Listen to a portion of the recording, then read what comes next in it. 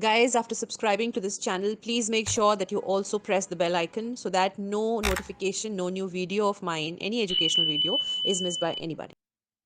All right, guys. So good evening, everyone, and welcome to this class. Today we'll be discussing the May 24 paper. And what I'm saying, this class should be, very interactive is because you just give me this 1 hour, of your day's time, and you're done with, solving one paper. And when I give you a question and you start thinking yourself, your half the job is done, because then you don't have to read every point and, remember every point. Half the points you've said yourself, and then whatever's left, that you kind of just fill in the missing pieces, rather than me telling you the question, giving you the answers. It'll be very, very drag and be too much work on you to remember everything. But if you start thinking yourself, half the job you've already done. So let's start with this mindful of things. Let's start with the first question. The first question that came was venous thrombosis risk factors. Now remember, guys, these are all recall questions which my students have given to me, and I've got, I think, 3-4 sets of papers of different kinds. But the kind of paper that I enjoyed the most, which I felt is most closest to the original paper, I've made the questions from that. DNBs, I don't know, getting very slack these days in putting up the question papers. So the marking scheme and the exact questions might not be there, but this is how mostly the gist of all the questions. So the venous thrombosis risk factors, all right, very beautifully the GTG from RCOG has given big tables for the risk factors, and they've divided and categorized it into high risk and low risk and moderate risk factors, and then the scoring is there 4, 3, 2, 1. So from that table I've taken out these points. So there are certain antenatal risk factors which are very, very important, and there are certain postnatal risk factors which are very, very important. Now, you guys tell me, antenatal, what all things that you can think of would be important for thrombosis as a risk factor in pregnancy. You know that pregnancy is a hypercoagulable state, right? So you know, not already the patient is at a high risk, but there are certain factors in which the patient is even more high risk as compared to the normal population, the general population. So you tell me what all must be the high risk factors antenatally. Guys, come on, keep writing down, because you have some in front of you as well. Some you'll think about it yourself. Pinky, you have to join. You'll have to go back to the main channel. Okay, there is a bar which is going to come on top, which is the blue colored bar. Just join. I think it's written there. Join, and you can join it, right? So yes, very good, Usha. If the patient is obese, she's got a history of high risk thrombophilia already there. She's got a family history of thrombophilia in the family. She can. She's at a high risk for. She's at a high risk for thrombosis. All right. So yes, immobilization, hospital admission, any other high risk factor like SLE is very, very notorious in that. Other diseases like nephrotic syndrome, polyarthropathy, or any inflammatory bowel disease, these are medical comorbidities in which the patient becomes even more high risk. If she's got a previous history of VT, she's at a very big risk. Okay, VT which was unprovoked, even big risk. So any previous VT except being provoked, even a previously provoked VT is also a very high risk factor for current thrombosis. Any surgical procedure during a pregnancy, specifically appendicectomy, even OHSS, becomes a high risk factor. Then, of course, these factors are there, that the age being more than 35, parity being more than 3, she's a smoker, she already has gross varicose veins, she has, current preeclampsia, and this pregnancy, if she's got preeclampsia, she's at a high risk for developing thrombosis during the pregnancy and even afterwards. A family history, we've already spoken about. Multiple pregnancy, yes. Guys, come on, you've got to keep answering. That ways you will learn as I'm taking the class. Otherwise, there's no fun, in joining the class. Keep answering so that, whenever you write these things down, you remember, you recapitulate. And I'm not going to hurry up. There's a lot of time you can keep answering, right? Now, what about the postnatal factors? Do you know, guys, that VTE precipitates more antenatally right before the delivery or after the delivery? Can somebody quickly tell me?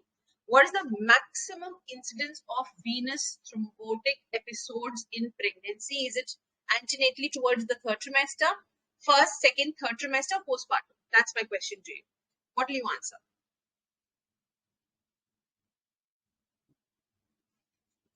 Yes, let me see what my intelligence students are writing now. So very good, but I'm seeing only one student and maybe 2-3 students more. There are many students in the class right now. Very good, Yogini. Very good, Swati. I'm proud of you guys. Very good. Keep answering. So answer is that yes, postpartum is the most important time of thrombosis. So here you've got even further list. So if you've got a PPH, see that the limit will be there. If you've got a PPH more than 1 liter, or there's your induced labor is more than 24 hours, BMI is more than 40, and of course the all preceding factors which we talked about. She's got a family history of VT. She's got an individual history of VT, provoked or unprovoked, any surgical complication in the pregnancy. She was already on heparin because of some other thrombotic episode. Low risk or high risk thrombophilia. In both the cases, she's at a high risk for VT. Any kind of thrombophilia. You understand the low risk and high risk thrombophilias? So you have antithrombin 3 deficiency, or factor 5 latent deficiency, or you have anti-C, anti-S deficiencies. These are all your thrombophilias. And if you have a deficiency of these, then you can have thrombotic episodes. So yeah, cesarean section in emergency is a very high risk factor for thrombosis. All right. Then you have prolonged admission, right? Apart from so many causes, the original cause which you already studied, multiple pregnancy, IVF, this multipara with more than 3 births, obesity, age more than 35. These are all high risk factors. And stillbirth in this pregnancy, she becomes very high risk. Gross varicose veins, current preeclampsia, currently right now, PPH more than 1 liter, prolonged labor more than 24 hours, which I told you before. Rotational operative delivery, they are added on factors to the antenatal risk factors for thrombosis in pregnancy. If you write this much, your examiner is going to give you, 6 out of 5 marks. This is too much. There was a question on management of post-op day 7 LSCS. So she's LSCS case, and she's got a left leg pain. Now, anybody who's got, see, just imagine, just look at the history. Day 7 cesarean. That means first of all cesarean, then postpartum, then a specific leg pain, left leg pain. Guys, you will be foolish enough to have any other DD and thinking about any other thing rather than the obvious. Always, always, always rule out the DVT. So we'll ask more, obviously, whenever the question comes of management. Start from history, right? Clinical presentation, diagnostic testing. So we're starting from there. Take a history. Whether she's a history, now you know that the risk factors. If she's a high risk already for thrombosis, then you see the symptoms. What exactly it is? Is there pain, swelling, redness, warmth? The possible signs of pulmonary embolism. She's also having shortness of breath. She's having chest pain. How is the affected limb reacting? So Homan sign. Though of course it's not very specific, but yes, you can do that. Evaluation of and more than this, guys. See, these are just clinical signs and symptoms, but the actual diagnostic testing is through compression ultrasound. All right. I think we've all established this thing. The compression ultrasound is the most important parameter to tell us whether it is a DVT or not. So what you do is that you do an ultrasound of the affected limb, and there is a direct visualization of thrombus in the deep veins that you will pick up through the compression ultrasound. Of course, that D-dimer is there. It can just support the diagnosis. And clinical risk assessment like Wells score and all are there, which will, but most important diagnostic modality happens to be compression ultrasound. And if she's also having problems with chest pain or difficulty in breathing, or saturation is going down, you go for a chest x-ray, and if there's any abnormality in the chest x-ray, you go for CTPA. All right, that is pulmonary angiography. Then what do you do?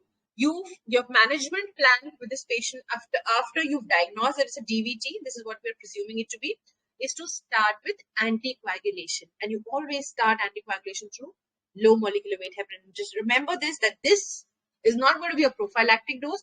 This is going to be a therapeutic dose. It's going to be more, and you have to start after your discussion with a hematologist. You have to take this patient up to a multidisciplinary team, or at least a hematologist you have to involve to finally decide what will be a therapeutic dose for her, taking into account her BMI, her weight, her pre-pregnancy weight, and everything, right? So you have to give her dalteparin or enoxaparin, which is the choice of LMWH. Now, you have to have certain baseline tests like the kidney function test. You should know the BMI of the patient, and then you have to adjust the dose accordingly. But mostly the dose that is typically used is 1 milligram per kg every 12 hours as a therapeutic dose. And you might require to monitor anti-10A levels in the beginning. Later on, you might not even require that. Then you can transition this patient to oral anticoagulation. Remember, a patient who already had a DVT frank episode is not going to be left like that. First of all, she's going to have a therapeutic anticoagulation for some time to come, again decided by multidisciplinary team.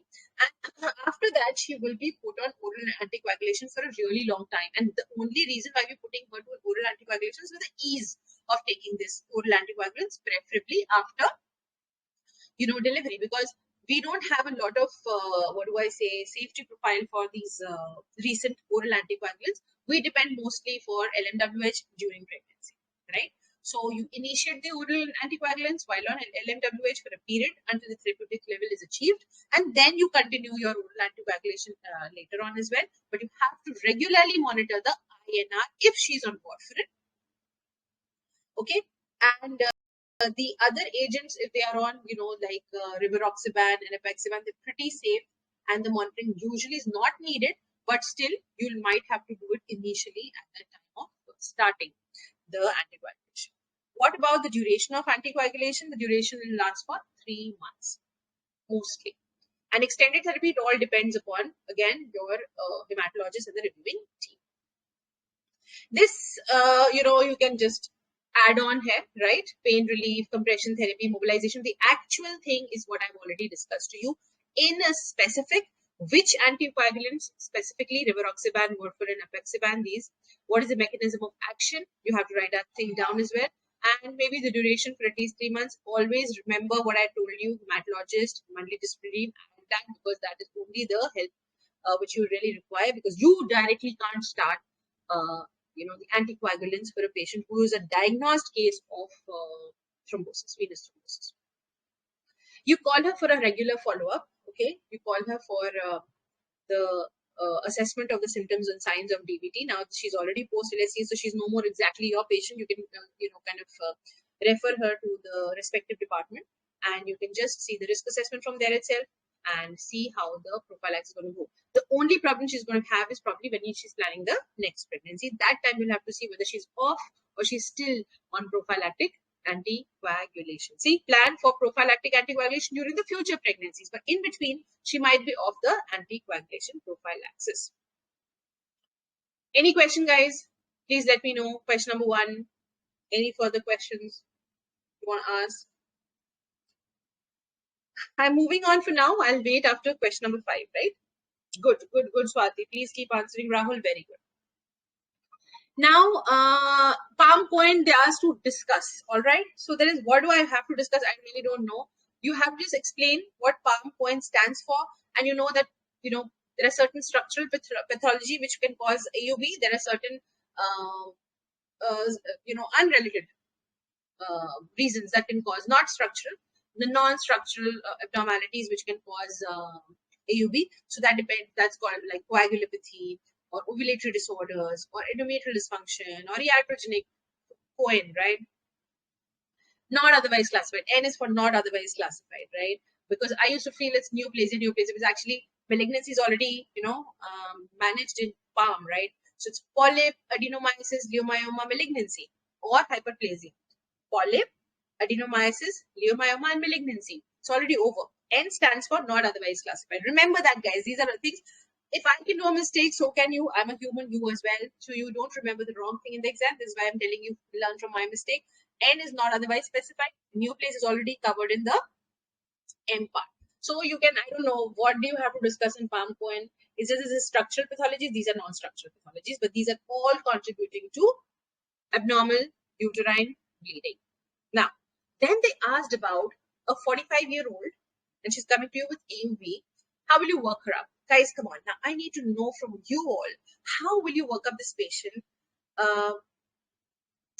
Because she's a 45-year-old patient. This is the usual time at which you find a person coming with this problem of AUB. AUB can be many sorts. It could be, scanty period. It could be sometimes scanty, sometimes heavy period.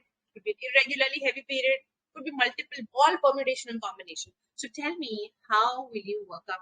The question is work up. The question is not management. The question is work up. That means you're talking about mostly going to the DD. What exactly is causing her AUB? So answer now, guys. Come on.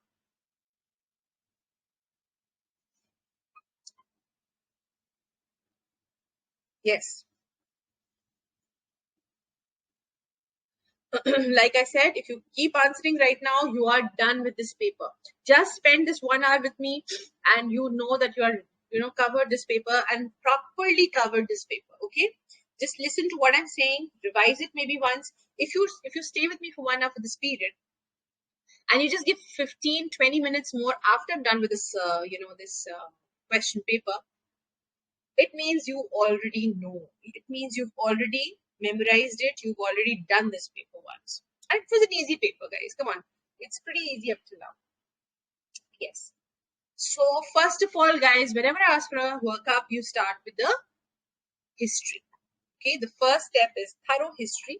Go with history, a proper history. What are you going to ask in the history? You already know. You will ask her proper menstrual history. What exactly is a period like, what is the frequency, inter-pregnancy, menstrual interval, whether she has intermenstrual spotting, whether she has post-coital spotting, whether her flow has increased or decreased, what is the number of pads she's using per day, does the period remain the same, is it dysmenorrhea associated, when did she have her last period, what was the 3 last cycles like, all these questions you would ask her.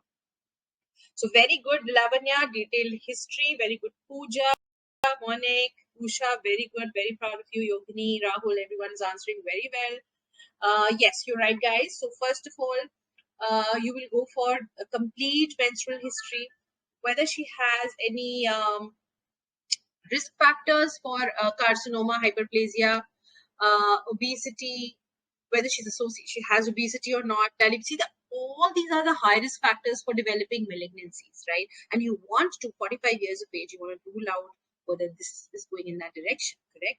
So late menopause, unopposed estrogen use, family history, chronic illnesses, all these problems are going to cause a disruption in her cycle, irregular cycles, and this will be the factors that you need to delineate, because if she's a PCOS, maybe this AUB is because of that, right? If she's on all anticoagulants, maybe it's because of that. So if you know a reason, when you're taking a history, you're trying to figure out everything that can possibly go wrong. So after asking her menstrual history, you ask for obstetric history, then you ask about contraception use, then you ask about past history, then you ask her whether she's on any drugs, and whether she's had any cancer before, family has history of cancer, any syndrome going on in the family. Okay, then you do an examination, you see her BMI, then you go for seeing her did I speak about obstetric history nulliparity? Okay, then you talk about her local examination, her PV examination. So all these things are going to give you, see, physical examination, pelvic examination, and then starts the actual thing which all my students jump on. They feel the workup means I'm talking about investigations. Always start with history, then have examination. Always break the examination into 2 parts, general and local examination. In the local examination, then you talk about fibroids, masses, adnexal masses, lumps, mass, polyp, everything that can cause probably a AUB. Great, great, great, guys. Then what about the investigations? In investigations, most important, you'll see CBC, whether she's actually having, heavy bleeding or she's just speaking about it. So CBC, thyroid, prolactin, FSH, these become very important. Coagulation profile, okay, maybe if she's having a lot of, bleeding ever since, become very important. And then imaging modalities. Then you talk about transvaginal endometrial scan, endometrial biopsy, maybe hysteroscopy. Very, very, very important workup, guys. And I can, go on and on and on, but you need to know the headings to write down in the examination, because once you've written down the headings, even if you don't write a lot, or one sentence each under each heading, you will get the marks. You will get the. So always draw the skeleton. Remember, always draw the skeleton and then start filling the points. And time yourself, restrict yourself. If you've written down the points and you are not able to write a lot, you will get the marks, guys. 5 marks is not difficult to get, guys. Come on. It's not a 40-mark question, right? So you have read in detail. It's just a 5-mark question. How much more are you going to write in that, right? So hysteroscopy, very set diagnostic criteria. If the patient is having intermenstrual bleeding, or she's having, let's say, on ultrasound, very heavy endometrial thickness, or she's looking like a case of submucosal polyp or fibroid. In that case, you go for a hysteroscopy, right? And then you go for pap smear, agreed. Some of you had written that down. Cervical cultures for chlamydia, gonorrhea. I included that before. And then, of course, MRI scan, CT scan, if needed. Very good. And yeah, DD is again very important when you're talking about workup. So workup may the DD has to be there. So if there is no structural abnormality,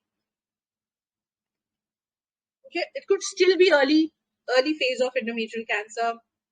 If at all the endometrium looks hyperplastic, even if it's not looking hyperplastic, it could be if the structural causes are not seen, it still could be adenomyosis. But again, adenomyosis is mostly able to be diagnosed during ultrasound. It could be an ovulatory dysfunction, right? So these are a couple of things that are possibilities if nothing is seen, but there's some abnormality still with the uterus, right? So it could be very, I won't say thinned out endometrium, but even normal looking endometrium can have endometrial carcinoma. So remember always that. Sometimes people with small fibroids think the fibroid is actually causing it, and they do not do an endometrial biopsy. But it's many a times that fibroids have inherent endometrial hyperplasia and endometrial carcinoma as well. Remember that. Now, what about the management? Of course, if the benign causes, you can go for LNGIUS, you can go for hormonal treatments, you can go for tranexamic acid. But if there's endometrial hyperplasia without atypia, if it's with atypia, obviously you have to go for a surgery. If it's without atypia, please go in for long-term progestogens. Correct? And of course, if it's carcinoma, frank carcinoma, we are all afraid of, there's going to be a reference to the oncological services. Okay, guys? And this much if you've written down. See, I've taken this time, guys, I'm writing down the sources also from which I've taken it. Because for me, authenticity is very, very important. I want my students to know from where to study. There are many students who just don't depend on the answers alone. They want to study, they want to explore. So I always give them the benefit of doubt. Please go ahead and explore from these guidelines, which I have included in the answers.